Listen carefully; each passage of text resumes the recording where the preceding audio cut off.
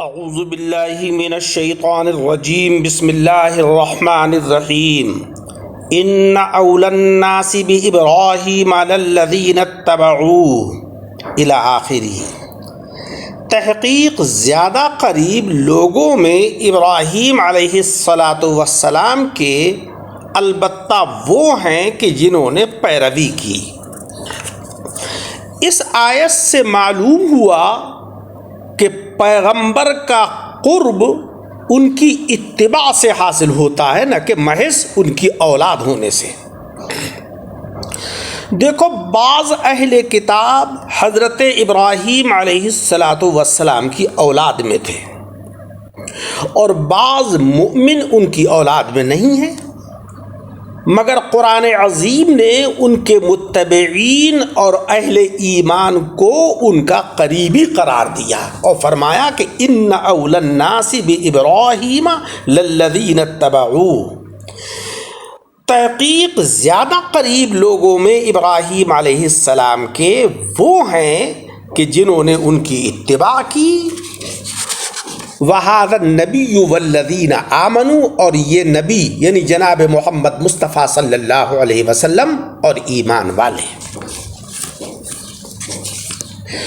دوسری بات یہ معلوم ہوئی کہ مسلمانوں کے لیے ان کا ایمان کامیابی کا ذریعہ ہے، نہ کہ دنیاوی ساز و سامان، کیونکہ اللہ ولی المؤمنین سے ثابت ہوا۔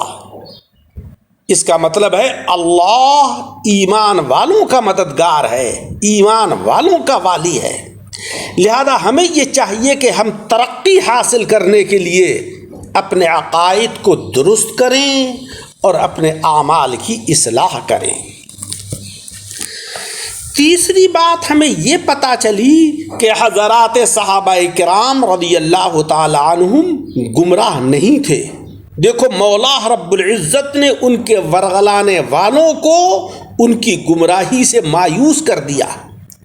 جو حضرات صحابہ کرام کو گمراہ کرنا چاہے یا انہیں گمراہ کہے وہ خود گمراہ ہے۔ وما يضلون الا انفسهم وما يشعرون، وہ نہیں گمراہ کرتے ہیں مگر اپنے ہی آپ کو، اور انہیں اپنی گمراہی کا شعور نہیں ہے۔ اور یہ کیسے ہو سکتا ہے کہ جس تھیلے اور جس پیکٹ پر سرکاری مہر لگ جائے وہ چوری سے محفوظ ہوتا ہے، لہذا جس قلب کے اوپر نگاہ جناب محمد مصطفیٰ صلی اللہ علیہ وسلم کی مہر لگ گئی ہو، اس میں سے دولت ایمان کو کون نکال سکتا ہے؟ لہذا حضرات صحابہ کرام رضی اللہ تعالیٰ عنہم کی شان میں مولا تبارک و تعالیٰ نے فرمایا کہ وَمَا يُضِلُّونَ إِلَّا أَنفُسَهُمْ وَمَا يَشْعُرُونَ۔ یہ اعدائے اسلام تم کو گمراہ کرنے کی کوشش کر رہے ہیں؟ نہیں، بلکہ یہ اپنے آپ کو گمراہ کر رہے ہیں اور انہیں اس چیز کا شعور بھی نہیں ہے۔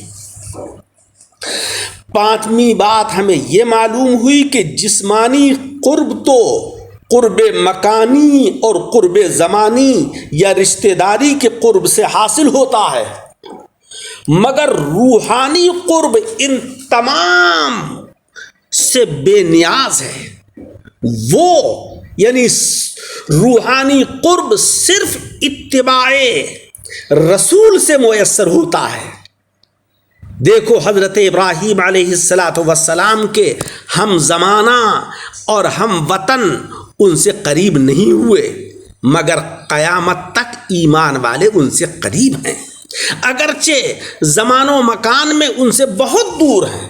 قرآن عظیم نے یہی کہا والذین آمنوا، بے شک حضرت ابراہیم علیہ السلام سے لوگوں میں سب سے زیادہ قریب وہ ہیں کہ جنہوں نے ان کے زمانے میں ان کی پیروی کی، والذین آمنوا، اور ایمان والے۔ چھٹی بات ہمیں یہ پتہ چلی کہ اعمال براہ راست نجات کا ذریعہ نہیں ہے۔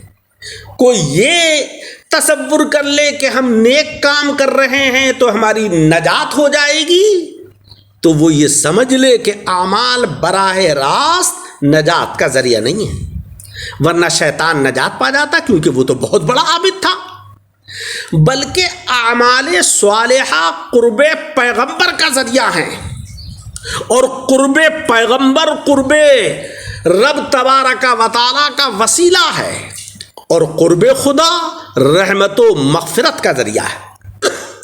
اس آیت میں یہی بتایا جا رہا ہے، اتبعو کو اول الناس ہونے کا ذریعہ بتایا گیا، اور اول الناس کے بعد فرمایا واللہ ولی المؤمنین، بے شک لوگوں میں سب سے زیادہ قریب حضرت ابراہیم علیہ السلام کے وہ ہیں کہ جنہوں نے پیروی کی ان کی، اور یہ نبی اور ایمان والے، واللہ ولی المؤمنین، اور اللہ ایمان والوں کا مددگار ہے۔ تو معلوم ہوا کہ اعمال براہ راست نجات کا ذریعہ نہیں، بلکہ اعمال صالحہ پیغمبر کے قرب کا ذریعہ ہیں، جنہوں نے اتباع کی حضرت ابراہیم علیہ السلام کی۔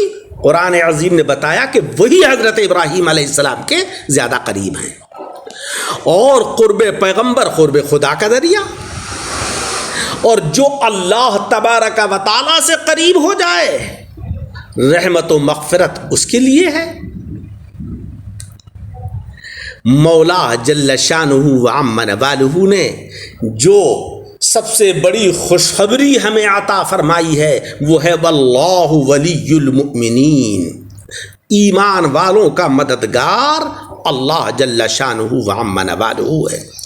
قرب رسول اللہ کی بڑی نعمت ہے جسے وہ میسر ہو جائے، لیکن قرب رسول محض دعوے سے حاصل نہیں ہوتی ہے، یہ نعمت یہ کہنے سے حاصل نہیں ہوتی کہ ہم تو صاحب بہت بڑے عاشق رسول ہیں، یہ کہنے سے حاصل نہیں ہوتی کہ ہم تو صاحب نعتیں جھوم جھوم کر پڑھتے ہیں سنتے ہیں، بلکہ قرب رسول کیسے حاصل ہوتی ہے یہ نعمت حاصل ہوتی ہے جناب محمد مصطفیٰ صلی اللہ علیہ وسلم کی تعلیمات کے اوپر عمل کرنے سے۔